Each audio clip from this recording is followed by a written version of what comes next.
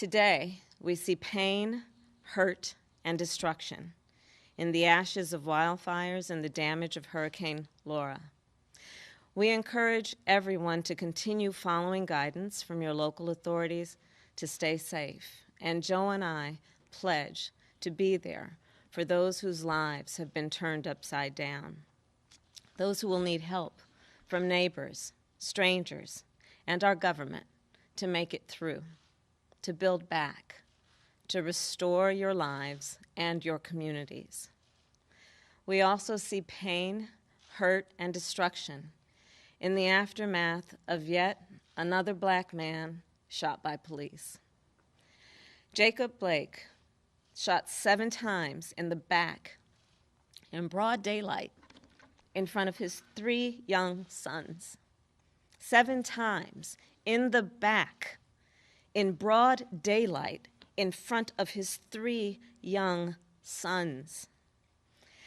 As Vice President Biden put it, the shots fired at Mr. Blake pierced the soul of our nation. It's sickening to watch. It's all too familiar, and it must end. Thankfully, he is alive today, but he is fighting for his life, and he shouldn't have to be. People are rightfully angry and exhausted.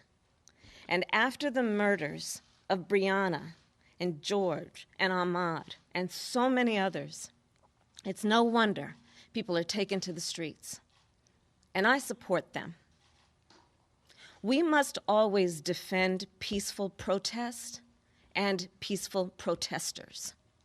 Here's my promise to those mothers and fathers and all who stand with them. In a Biden-Harris administration, you will have a seat at the table, in the halls of Congress and in the White House.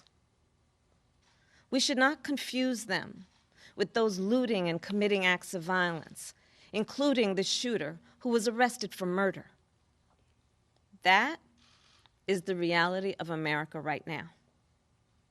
A reality completely absent from this week's Republican National Convention. Because unlike the Democratic Convention, which was very clear-eyed about the challenges we are facing and how we will tackle them, the Republican Convention is designed for one purpose: to soothe Donald Trump's ego, to make him feel good. But here's the thing. He's the President of the United States. And it's not supposed to be about him. It's supposed to be about the health and the safety and the well-being of the American people. Donald Trump has failed at the most basic and important job of a president of the United States. He failed to protect the American people.